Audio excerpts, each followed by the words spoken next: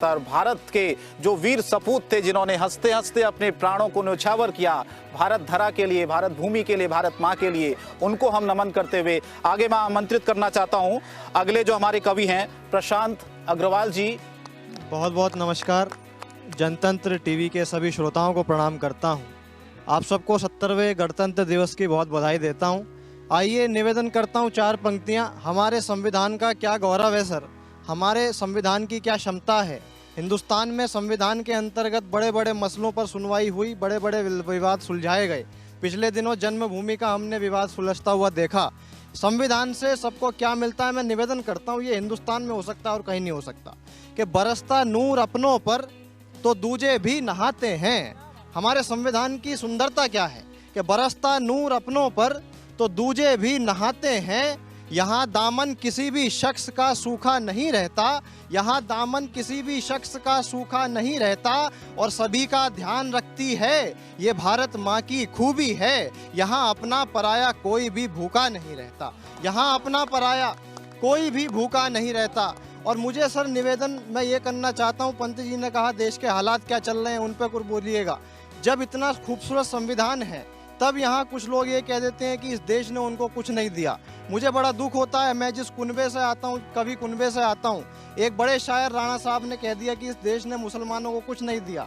मैं 4 पंक्तियाँ कहता हूँ कि यहाँ नहीं होते तो क्या होता। निवेदन कर रहा हूँ कि हाँ मिलती ताड़ ना इतनी, हाँ मिलती ताड़ ना इतनी, बदन पे छाले पड़ जाते। यहाँ ना होते तो क्या हालत होती। निवेदन कर रहा हूँ, हाँ मिलती ताड़ ना इतनी, बदन पे छाले पड़ जाते। जनाजे में भी कम तुम्हारे रोने वाले पड़ जाते, जनाजे में भी कम तुम्हारे रोने वाले पड़ जाते। मनाओ शुक्र के हिंदोस्तां में ऐश करते हो, मनाओ शुक्र के हिंदोस्तां में ऐश करते हो। नहीं रहते यहाँ तो खाने के भी लाले पड़ जाते, नहीं रहते यहाँ तो खाने के भी लाले पड़ जाते। आइए निवेदन करता हूँ ये गणतंत्र दिवस किसकी वजह से है, ये हिंदुस्तान किसकी वजह से है। मैं निवेदन करता हूँ कि आपके हमारे चेहरों पे है जो मुस्कान, सीमा पे खड़े हुए जवानों की वजह से है। मैं निवेदन कर रहा हूँ ये देश किसकी वजह से है। आपके हमारे चेहरों पे है जो मुस्कान, सीमा पे खड़े हुए जवानों की वजह से है। देश में अमन किसी नेता की वजह से नहीं, देश में अमन किसी नेता की वजह से नहीं, देश प्रेम वाले मस्तानों की वजह से है। देश में अमन किसी नेता की वजह से नहीं, देश प्रेम वाले मस्तानों की वजह से है।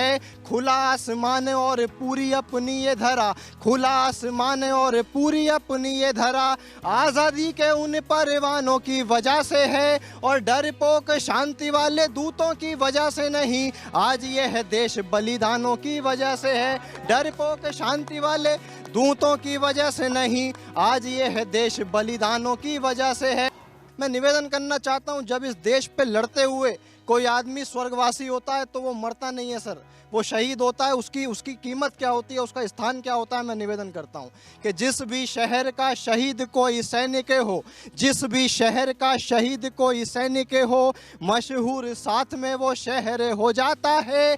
इस देश ने ऐसे ऐसे शहीद दिए, बड़े बड़े एक्टर, बड़े बड़े फिल्म स्टार, बड़े बड़े क्रिकेटर आए होंगे उन शहरों से, हम उनका नाम नहीं जानते थे, लेकिन जब कोई उस शहर का शहीद हुआ तब वो शहर को पूरी दुनिया ने जाना। निवेदन कर रहा हूँ कि जिस भी शहर का शहीद कोई सैनिक हो, मशहूर साथ में वो शहर हो जाता है और किताबों में दब जाने वाला नहीं होता है वो, मुख्य पृष्ठ वाली एक खबर हो जाता है। किताबों में दब जाने वाला नहीं होता है वो, मुख्य पृष्ठ वाली एक खबर हो जाता है। और दोस्तों से लड़ना तो बदतमीजी होता, किंतु दोस्तों से लड़ना तो बदतमीजी होता, किंतु दुश्मनों से लड़ना तो हुनर हो जाता है। और मातृभूमि पे मरने वाला कभी नहीं मरता है, देश पे जो मरता वो अमर हो जाता है, देश पे जो मरता वो अमर हो जाता है। और मैं कहना चाहता हूं सर, मैंने एक बार एक सैनिक से पूछा कि अगर आप इस स्वर्गवासी होते हो, शहीद होते हो, तो आप अपने घर वालों से क्या कह करके जाना चाहोगे। उसने जो जवाब दिया, निवेदन करता हूँ अपने घर वालों से क्या कह के जाना चाहता है कि माँ से कहने लगे कि भाई और पोते का भी, माँ से कहने लगे कि भाई और पोते का भी काम देश हित तन मन आना चाहिए। और बहना से बोले कि सुपुत्र का तुम्हारे सुनो, काम देश के लड़कपन आना चाहिए। चाहिए। पिताजी से बोले जो कमाया आपने है धन, काम देश के लिए वो धन आना चाहिए। और ज़िंदगी में कुछ भी जो पहले आना चाहिए तो सबसे पहले हमारा वतन आना चाहिए।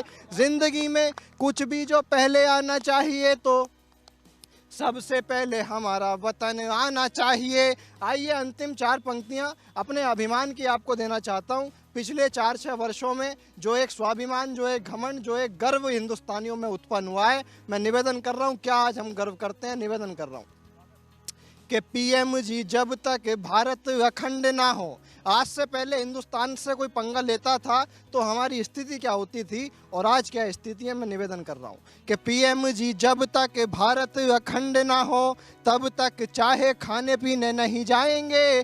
पीएम जी जब तक भारत अखंड ना हो तब तक चाहे खाने पीने नहीं जाएंगे। हर एक सैनिक की मेहनत होगी वसूल, हर एक सैनिक की मेहनत होगी वसूल, व्यर्थ बहते हुए पसीने नहीं जाएंगे।